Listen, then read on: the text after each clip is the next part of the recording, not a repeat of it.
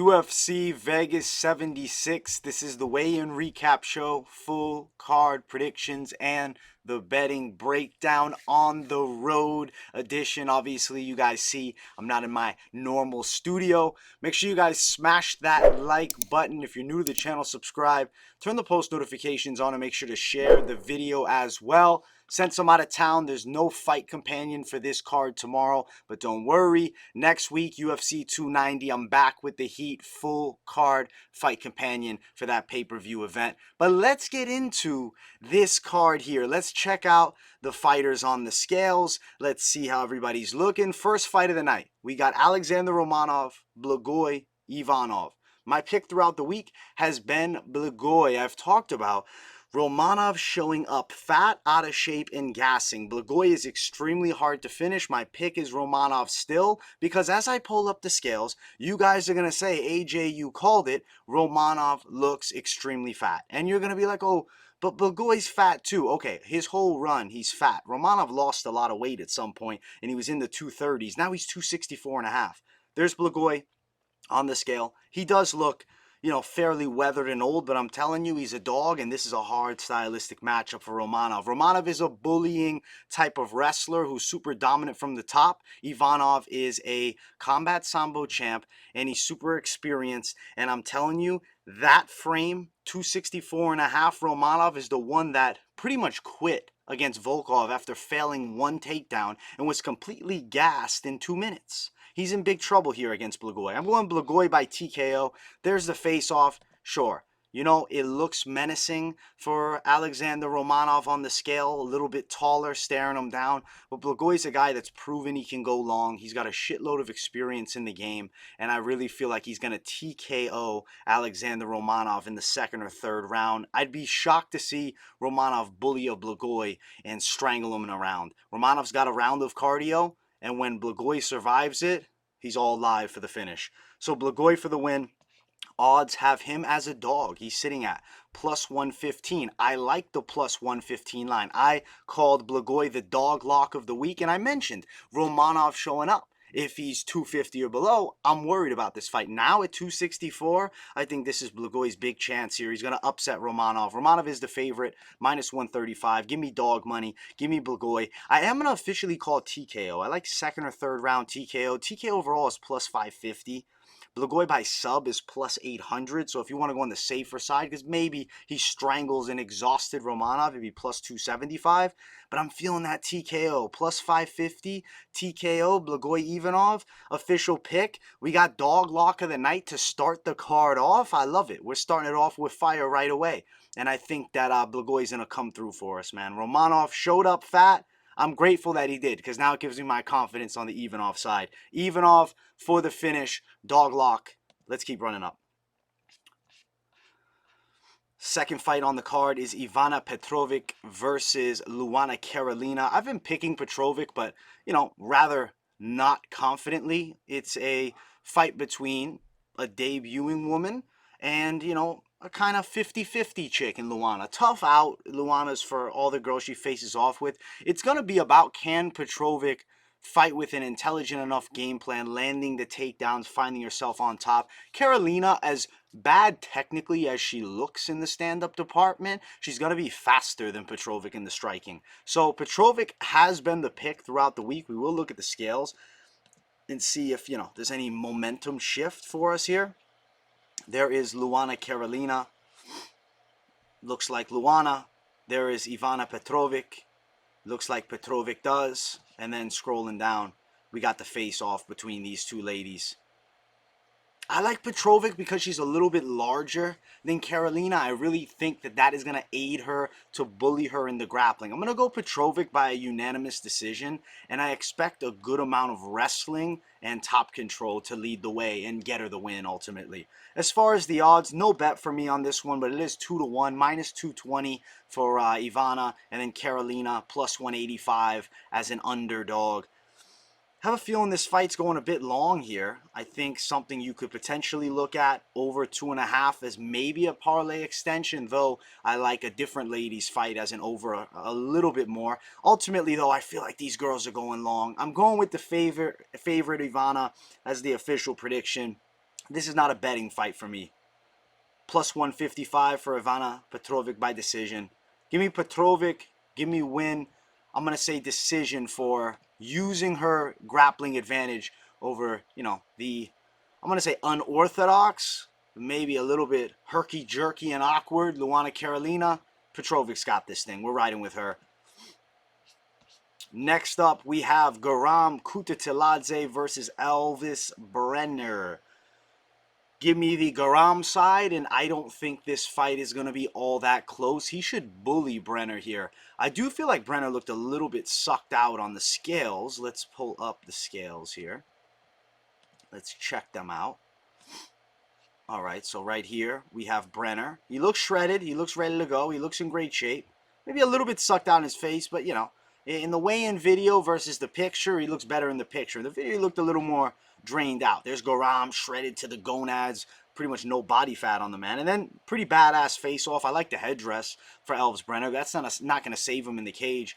I think Guram's going to beat him. It's just a matter of what's the method of victory. I've been saying decision or third round TKO. I pretty much stand by that. I feel like it's either going to be Guram bullying him with pressure and stopping him late, or Guram outworking him for 3 rounds and winning the fight. Either way, Guram Kutateladze is a very confident pick for me and pretty much everybody on the planet, because he is a minus 600 favorite, and then Elves Brener at plus 425, and he's actually expanding. He's minus 725 now.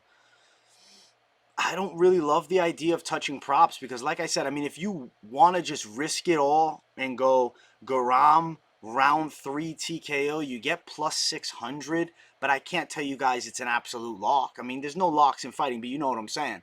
It's a 50-50 call. I think he could stop him, but I definitely could see Guram winning it by decision. For a decision win for Guram, it's plus 125. For a knockout win, it's also plus 125. So both of those lines are in that plus 125 range. Give me Guram Kutateladze, dominant win. I think he puts on a bit of a showcase performance in this fight right here, and he should be outmatching Brener. Brener had a really hard time with Zabaritahugov in his UFC debut, and ultimately I actually thought that he ended up losing that fight. We got to go Guram, dominance for the win. And, gets his second UFC win. And this is a big step down from the Ismagulovs and the Mateusz Gamrots of the world for Guram. Next fight on the card, ladies going after it. It's Yana Santos versus Karol Rosa. I've been picking Karol Rosa to win this fight. I think she's definitely better than Yana Santos. Ultimately, Rosa, I feel like, is better with the boxing, a little smoother on the feet. If you look at Yana Santos, I feel like at times she's a little bit robotic. She's a fairly strong girl, but I think Rosa's the A side in this fight here. Also, Yana, she had a kid not too long ago. Karol Rosa's dialed in to, try to become a contender, though she, hasn't had the best successes at the upper echelon of the weight class. Yana Santos is a very winnable matchup for her. So we will look at the scales, but the pick has been Karol Rosa all week long. Let's pull this thing up. Karol looks kind of mediocre on the scale, if you want my honest opinion. A little bit of belly fat. Yana Santos looks actually pretty jacked up. Her delts are well developed, and she has visible abs. And then you see the face-off. Yana looks larger than her. That face-off is concerning, right? If you're riding the side of Rosa with a lot of money, Yana a little bit longer. She looks in better shape. But ultimately, it's not a physique contest, and there's no weight misses here. I think close fight, I'm going to say Karol Rosa pulls it out. 29-28 on the judges' scorecards. But this is one of those fights that I am staying away from on the betting lines. I don't think it would be the greatest bet. It's not horrible. It's not impossible. I think that she does win. It's just more, looking at them facing off, there's a little bit of menacing presence for Santos. But, Karol Rosa's going to beat her. Karol Rosa's going to beat her, guys. I'm pretty confident she beats her. It's just concerning. Now, minus 150, the line was a lot larger. Karol opened at minus 250 to now get it in that minus 170. You're kind of getting a little bit of a decent play as far as how it opened to where it's sitting at now. Yana plus 130.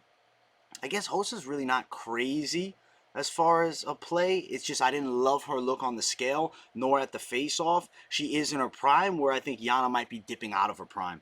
Fight going long, I expect, at minus 300, and Rosa to win on the judges' scorecards. It is minus 115. That's the official pick. Just money line it if you are going to play it. I think that Karol Rosa win, decision, 29-28 in this fight right here. And I think it's going long. I like that over. Next fight on the card, Joanderson, Brito, and Westin Wilson. This is a showcase fight for Joanderson Brito. He's fighting Westin Wilson, who's coming in on short notice, and he's going to be pretty much outgunned everywhere. I'm going to call Joanderson Brito by first round submission. Club and sub, I'm kind of thinking he clobbers Wilson with an overhand and then strangles him. Brito is a menacing grappler, and he's also incredibly powerful. So Joanderson Brito is a high confidence pick. Obviously, it's not going to be a money line bet for anybody because he's literally a minus 1100. Westin Wilson he looks like he's getting slaughtered. Look at him on the scales. There's Brito. Now, Westin Wilson don't look nearly as tall as he's listed. If Brito's 5'8", Westin Wilson is 5'11". No way he's 6'1". No way.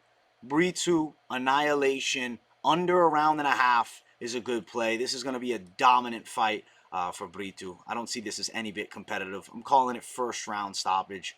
This is not a close fight. This is a mismatch. And, you know, the bookies obviously see that as well. And the line is minus 1100 and it opened at minus 850, minus 1400. It's constantly getting wider and wider. Under, though. Under 1.5, minus 275, I do think is pretty damn likely here. Brito to win by submission is plus 150. I think there's a real shot of that. Ultimately, though, Brito's a heavy-handed guy, and one shot, he can put the lights out and then follow up a ground and pound. Even though I'm calling club and sub, I have to recognize the serious possibility of minus 115 Brito TKO. And then there's no inside distance play worth touching because it's minus 600. Brito for the win. This is not a close fight. I respect Westin Wilson for jumping on short notice. I respect that he trains a Wonder Boy and has a karate style. And maybe other matchups in the UFC he'll be able to shine in.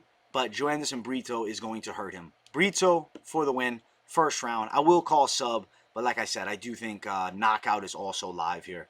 Let's keep running up the card. Next fight brings us to the featured prelim of the night. It's Kevin Lee versus Rinat Fakhretdinov. I've been picking Rinat Fakhretdinov all week. I think he's more dangerous in the stand-up. He's going to be stronger than Kevin Lee. He's larger than Kevin Lee. And he's going to win the fist fight here. Better wrestler even, I would say. Strong, big, wrestling versus smaller, former lightweight who's a good athlete and a good wrestler. You got to go Rinat all day. The OV for the win in this one. We're going Fakhretdinov official prediction. We will pull up the scales and check things out, but not expecting anything crazy here, you know? There's Rinat. He looks fucking terrifying. Rinat's one of the most intimidating guys in the octagon. Kevin Lee looks really, really jacked. I would love to see Kevin Lee find a way to fight at 155 because I still think he's a good fighter. It's just he's fighting a former middleweight at 170. Who has the tools where he shines in, which is wrestling. And he can hurt him on the feet, too. I think Fakhretdinov got him. I'm going to say Fakhretdinov, unanimous decision over Kevin Lee. Kevin Lee's got some new ink, man. He's got some new pieces. I'm glad to see Kevin Lee back in the octagon. I just hate the fact that they're royally fucking him by giving him Fakhretdinov in his UFC return. When I feel like Kevin Lee has a bit of a fan base and is fairly marketable, you can give him certain matchups. They're not in the Kevin Lee business, though. They're in the Rinat Fakhretdinov business. The business side, the UFC, they know what they're doing with the matchmaking here. It's a Fakhretdinov, get that name on the resume fight. Let's be real here. Minus 190 for Fakhretdinov. Kevin Lee plus 165. I got Fakhretdinov at minus 190. I think the over is very possible. It is minus 165, but two dangerous guys will want it relying on the over. Not crazy, but Fakhretdinov for the win by decision seems pretty likely at plus 150. There is one method of victory inside of the distance that I see, arm triangle, potentially. Fakhretdinov by sub, plus 500. Not an easy feat to do on Kevin Lee, but we've seen him submitted before, and when things go against him in the wrestling, he can potentially, get himself in some trouble on the ground. So Fakhretdinov for the win over Kevin Lee. We're riding the Rinat Fakhretdinov side. I like this side a lot here. Let's get to the main card. Starting off the main card, we got Nursultan Ruziboev versus Bruno Ferreira. And if you guys are enjoying, make sure you smash that like button. And if you're new to the channel, subscribe. My pick here has been Nursultan Ruziboev to beat Bruno Ferreira. Listen, power on the side of Ferreira is tremendous. He's a real stocky, savage type striker who throws heavy shots, and he can grapple well and defend well. Look at the frame difference, 5'10 to 6'4. I might as well pull up the scales so we can see these guys side by side so you can see the size differential here. There is Nursultan Ruziboev, lanky, long, slim, good ground skills, decent striking, 47 pro fights, and he's not even 30. There is Bruno Ferreira looking like a bulldog. And then there's the face-off, the size difference. I think that Bruno Ferreira throws very heavy early, but the length of Nursultan Ruziboev is going to allow him to evade the strikes, stay in this fight, and then what happens is Ferreira, as he doesn't find the knockout, frustration sets in, he starts opening up and getting touched. Eventually, the fatigue sets in too. Nursultan Ruziboev has nasty submissions. I'm going Ruziboev by sub in this fight here. We'll pull up the betting lines. Let's check them out. The odds for this fight. Nursultan is a plus 160 underdog. Bruno Ferreira at minus 185. I feel like that's not bad. That's not too shabby. I mean, the line is expanding. It was just at plus 209. It's crazy to see the line movement happening as I do the show here live. I mean, they're getting constantly updated on fight odds. So got to shout out fight odds. They got great odds management, man. Over 1.5 is plus 185. I think there's a real chance it goes over. Note that Bruno Ferreira has never been long here, but if he's to lose this fight, which I believe he will, I think it does go long. I like the Ruziboev, dog money side. I don't think he's getting bullied. Knocked out one time as a pro, Ruziboev. Ruziboev win by sub. Official prediction. It sits at plus 500. Money line is always your better option. Then, he ends up winning the decision and you're pissed off. But, come on, man. Ruziboev, crazy experience. And look, one time he was knocked out as a pro. One time he was subbed as a pro. Very experienced guy that's notably very tough. And I think finds a way to beat Bruno Bulldog Ferreira in our main card opener. I'm super excited for this fight. Let's keep running up. Next fight on the card, it's Benoit Saint-Denis versus Ismael Bonfim. The pick is Bonfim. He's one of my favorite prospects in the world right now. Opposite styles. You have dominant bullying grappler who finds ways to finish fights by submission, and also Saint-Denis is incredibly tough. He's like the French version of a Navy SEAL too, so he's a badass. But Ismael Bonfim is that guy. Tremendous striking, crazy athletic, power, dangerous flying knees, big left hook. I mean, every punch he throws has bad intentions. The hips are off the charts. I think he's going to be able to fight off the Saint-Denis grappling onslaught, and he's going to end up putting his lights out. And especially that knee could actually land as Saint-Denis is trying to shoot. Saint-Denis striking is nowhere near Bonfim, and I think Bonfim has the grappling chops to defend. Give me Ismael Bonfim to knock Benoit Saint-Denis unconscious in this fight here. Looking at the scales, there is Benoit Saint-Denis. He looks in great shape. He's coming here to win. He's going to put a tough out on. There is Ismael Bonfim, and then there's the face-off. I think Bonfim's getting the KO here. He's going to hurt him on the feet. He'll defend the grappling, and he'll find the kill shot. Bonfim, knockout win over Benoit Saint-Denis is the official call. Looking at the lines here, Benoit Saint-Denis plus 260. Ismael Bonfim minus 310. Bonfim to win via KO is plus 190. I do think Bonfim's probably getting the knockout. He's a little bit wide as a money line favorite, but that's to be expected. He also opened wide at minus 250. I expect a knockout win. I think he's taking out Benoit Saint-Denis here. So give me Ismael Bonfim, knockout victory. And I'm going to say he puts a highlight reel on. And the hype just continues to build for him. He's a real good striker, man. The lightweight division is lucky to have him. I mean, if you're fighting against him, you ain't lucky. But the business side, very lucky. Next fight on the card, ladies going after it. It's Ariane Lipski versus Melissa Gatto, and I am picking Ariane Lipski to win. I think she's going to be able to touch Gatto up on the feet, defend her takedowns. Lipski for the W. I like this fight a lot for her stylistically here. Gatto's a grappler who accepts bottom positions. She is an okay kicker. Note Lipski's never been finished by sub. Gatto doesn't have good takedowns, really. Not bad takedowns, but not overly impressive wrestling. She's not, a Division I All-American. She's not picking girls up and slamming, you know what I'm saying?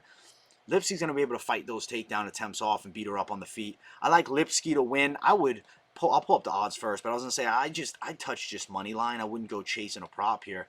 But let's look at it. There's Gatto.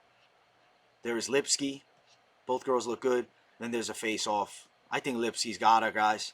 Ariane Lipski is a confident underdog. She's like the female lock. If I have to go a female lock, you know what I'm saying? I'll throw the female lock Lipski. Female lock Lipski. We'll separate it, men's and women sometimes. Yeah, Lipski's going to win this fight, guys. Exciting ass fight. I love it. I love the way she looked in the scales. I love the face-off. I love the intensity, and I love the matchup. Lipski for the win. I think she's getting it done. Plus 195 for Lipski is crazy to me. I don't understand how she's plus 195. She opened at plus 130, now plus 205. Yeah, that doesn't make sense. Lipski should be near even money with Melissa Gatto. Gatto minus 240. Doesn't deserve that tag. No way. Lipski by TKO is plus 1,600. If you're looking for Hail Mary value, that would be it. Ultimately, you know, easier said than done to finish Gatto. Lipski by decision plus 260 is way underwhelming. Just money line it, and maybe you're sprinkling a little something on plus 1,600 for Lipski. I mean, at the end of the day, plus 1,600 seems outlandish. You're telling me there's pretty much no shot she's getting a knockout of Gatto? I call bullshit on that one there. Ariane Lipski for the win. Decision is the call, but knockout prop is very playable. Money line is the A1 bet. But if you're looking to sprinkle, I don't think it's a bad idea to touch that knockout side.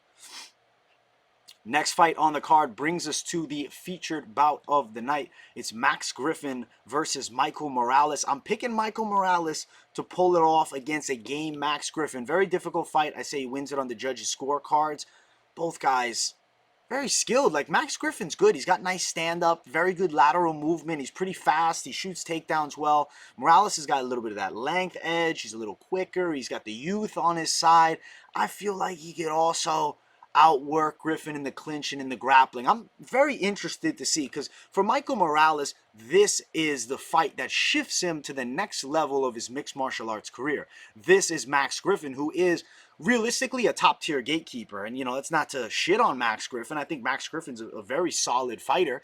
That's what he is. He's right at the top tier, gatekeeping. So is Michael Morales ready for the next turn? He's 14-0 as a pro. I think he's going to 15-0 after he beats Max Griffin here. Love this matchup.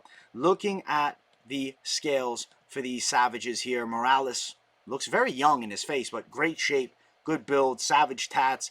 Max Griffin looks great as well. You know both these guys coming to kill. I got Michael Morales winning. I got no bet on the money line.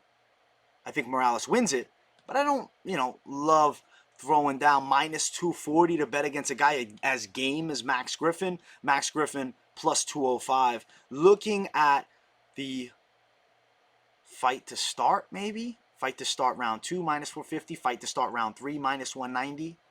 I think there's a real good chance that we're starting round 3. And I also think there's a real good chance we are going long here between these guys. So I got Michael Morales on the judges' scorecards. I will read off decision prop. It's plus 160 for Morales. But yeah, this is one of those fights where I think you sit back and watch, because right now we're going to learn a lot about Michael Morales as he fights a Max Griffin. I mean, if he's able to walk through Max Griffin, he's ranked level. He's top 15. If he has some trouble, difficulty, he could still be top 15 level, like Neil Magny, who had trouble with Max Griffin but still beat him. But we're going to be able to level him. Where is he at? I'm saying Michael Morales is ready for top 15. I'm not saying he's a world title challenger. I'm not saying he's beating Shavkat Rakhmonov right now. But I do think, as young as he is, at 24 years of age, his future in this game is off the charts. I got to bring myself back to normal size. But his future in this game is massive. Crazy potential, crazy prospect. I think he beats Max Payne Griffin here. Good fight. Co-main event of the evening. It's Damir Ismagulov versus Grant Dawson. I've been picking Damir Ismagulov, and I'm telling everybody, I think a lot of you guys are really just writing Damir Ismagulov off based on hypotheticals. We saw him lose to Arman Tsarukyan. Arman Tsarukyan is way faster and way more talented in the stand-up department than Grant Dawson. Dawson has okay takedowns. He's got bullying grappling. He's very strong from the top. How is he going to just bully Damir? Damir's going to work off a nice jab. Grant Dawson's going to look to close the gap. If you're Grant Dawson, you want him against the cage. And he's going to try to back him up. Ismagulov moves very well, though, and normally has great takedown defense. He's 24-2 for a good reason. I got Damir Ismagulov by decision. An expected jab to be a key factor in him getting a win, keeping Grant Dawson off of him. When you look at the grappling, I don't think Grant Dawson's significantly levels better than Damir. Yeah, he might be more known for his bullying grappling, but the defense for Damir is there. And then you look at the stand-up, Grant Dawson way lower level. He has average striking at best versus Damir Ismagulov, who's an extremely good sniper kickboxer with like an educated jab.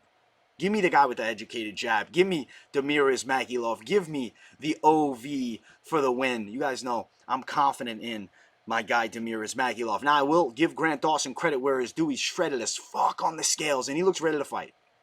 His opponent, Damir Ismagulov, looks okay. But he's not known for as much of a menacing look. He's ready to fight, though, and there is the face-off. Ismagulov taller? Ismagulov got the length edge. Guys, Ismagulov is a high-confidence pick. Ismagulov's going to jab him up. It's like the odds are great, too. Let's pull up the lines here. Let's pull up the lines in this one right here. Minus 110, even money both sides. Ismagulov open at minus 155. Damir Ismagulov is going to win this fight by unanimous decision, guys. I'm confident that he does it. I like the bet. Ismagulov decision plus 140. Give me Damir Ismagulov. Give me decision. I'm throwing it down with confidence. I think he's beating Grant Dawson and sending the up-and-coming prospect or contender, whatever you want to call it, back a few notches. Ismagulov's not done yet. Don't just believe the speculation. Oh, he just wants out of his UFC contract. He's 24-2. This isn't a guy that ever shows up to lose fistfights. I mean, even when he was talking about retiring from the game, right? He said, I want to get it back against Arman Tsarukyan. He's coming here to win. He's not coming here to lose. Don't fall into the trap. Damir Ismagulov for the win. Unanimous decision. And I'm so excited to see it.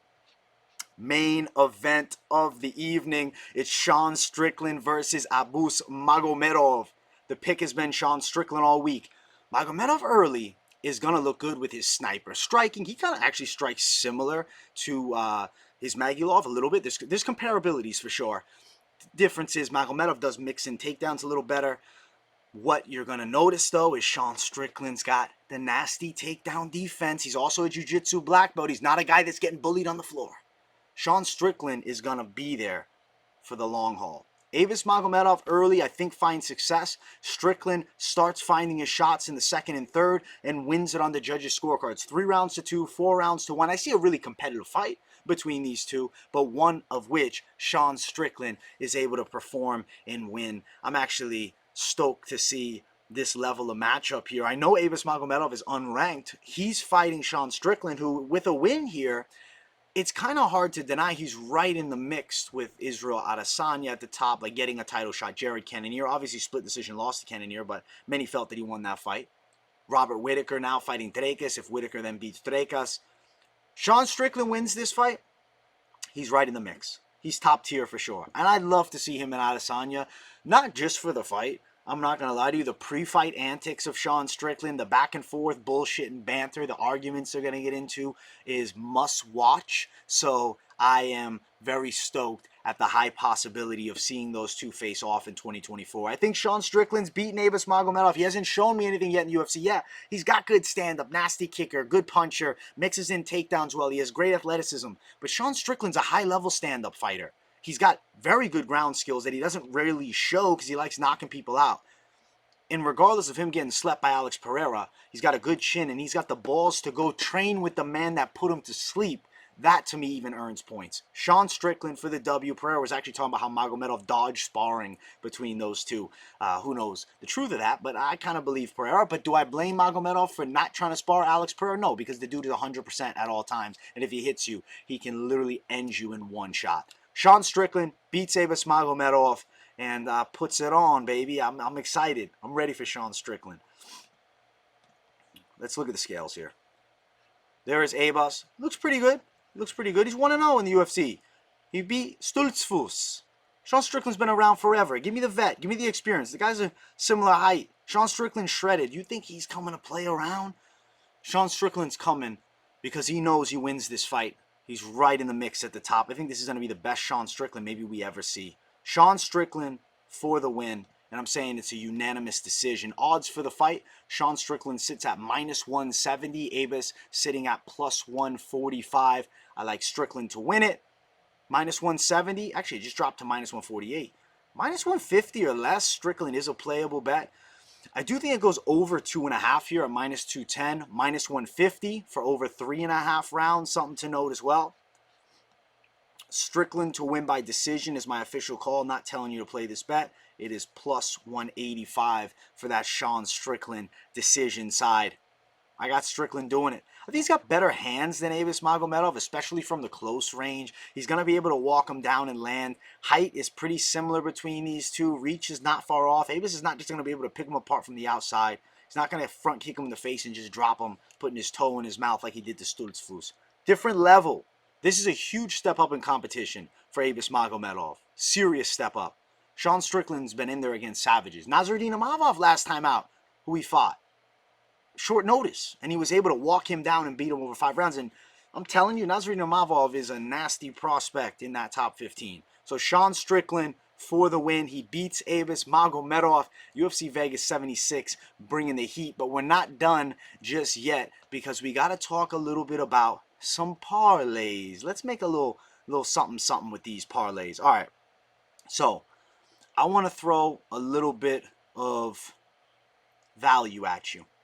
Blagoy, Ivanov with Ariane Lipski. This is shooting for the stars, but I do think it can happen. Plus 554. Sneaky play and a play that can happen. You want to go crazier? You add in Ismagulov. This is the lottery ticket, but sometimes you win the lottery. We can pull up. I mean, really, sometimes we win the lottery. I guess it ain't really the lottery ticket because usually nobody's winning the lottery. But this lottery, the parlay lottery, I think plus 1100. Very winnable. Very winnable. Now, if you don't want Lipski in it, you just want to go Blagoy and Ismagulov, you get plus 316. If you're like, yo, I'm not playing Blagoy, I believe in Fat Boy Romanov, AJ, you're crazy. All right. But maybe you still see what I see on Lipski. You got plus 470 for that one. That could be a sneaky play. You want to go co-main event and main event savagery, you can throw down on Strickland and Ismagulov, plus 227. Looking around that range for that. Let's take Ismagulov off of it.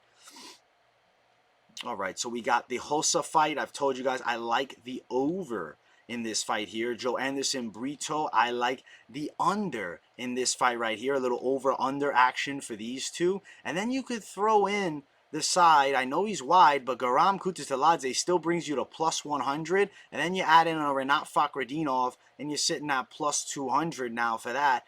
I mean, over-unders and some pretty confident picks. This doesn't seem any bit crazy to me. And then if you scroll it down and you want to add in a little bit steam with the value, you throw Ismagulov. Now you got plus 480. Maybe you also add in Blagoy Ivanov, plus 1164. I'm adding in Lipski to it as well. You guys know I got to make some chaos. Plus 3,692. We're looking at the Hail Marys, man. The Hail Marys that could potentially cash. But like, hey, if you want to keep on the safer side, nothing wrong. We're going Guram. Nothing wrong. We're going with Fakhretdinov, Guram. It's minus 130 for Fakhretdinov and Guram. I actually think that has a pretty good chance of hitting as well. And then I'm confident in my guy, Ismagulov, who gives you good value, plus 238 now for those 3 fighters. I think that's definitely something that could come through. There's good ways to play with the parlays. You guys know what I've been thinking. My picks stayed the same this card. I'm confident in what I saw in the first breakdown. And then I even got added confidence in my guys, especially most confident picks like a Ismagulov or a Fakhretdinov or a Guram, even a Bonfim, right? Bonfim's another guy you can add in. I didn't add him in, but you can add him in. Renat Bonfim, Guram, plus 136. Add the over. I like the over a lot. You guys know I like this over. Plus 200. Bonfim, Guram, Renat, and the over plus 200. Add in Blagoy, Blaga, plus 560. I'm just fucking going nuts, so I got to finish it out with the chaos. Plus 11, and then boom, plus 3,000. Let's add in Strickland. Let's just go crazier. Plus 6,000. Lottery ticket type shit, but it's not impossible. Definitely not impossible if all these are winners here. It wouldn't blow my mind one bit. With your parlays, though, you guys know the rule. 2-3 fighters is your more likelihood of success zone. And then when you start getting crazier, you know, you're risking it all for the biscuit. OV parlay, Fakhretdinov, Blagoy Ivanov, plus 227. Ismagulov, plus 524. That's the OV savagery coming through. And I'm going against the OV in the main event. So is it Destiny you add in Strickland for plus 970? I'm excited as hell for this card, guys. I mean, as I'm looking at these lines, I'm imagining all these matchups. We got some good fights, and I honestly think I got some A1 winners, man. I love the look of Damir Ismagulov on the scale, of Lipski on the scale. I hated the look of Alexandr Romanov on the scale, which gave me more confidence in my Blagoy Ivanov dog lock. I got the women dog with Lipski to win it.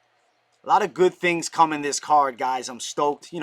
I wish that I could be live for it, but your boy's enjoying some family time out of town. I'll be back, though, per usual next week. I already got the UFC 290 predictions on the channel, so definitely check those out. I'll be dropping my content schedule for this coming week on Sunday. This week's Best of MMA Bets, will still be Wednesday. The money line, we're doing a little late, doing it Thursday. Next week's weigh-in recap show Friday. And who knows, while I'm out of town, I might throw live stream up. I definitely notify you guys in the community tabs beforehand. So keep your eyes peeled on it. Make sure those post notifications are on. If it's your first time on the channel, make sure you subscribe. If you're new, this is not the normal studio. Normal, I got my sign behind me, my nice swaggy look. But I'm enjoying myself here on a little vacation. Thank you all for tuning in. Make sure you smash the likes. Let me know what you thought of the picks in the comments. Do you guys have any pick flips? I did not this week. Do you guys have any pick flips after weigh-ins? Definitely let your boy know. Much love. Thank you for watching. Enjoy the hell out of UFC Vegas 76. I know I will. And I will see you all in the next one. Peace, everybody.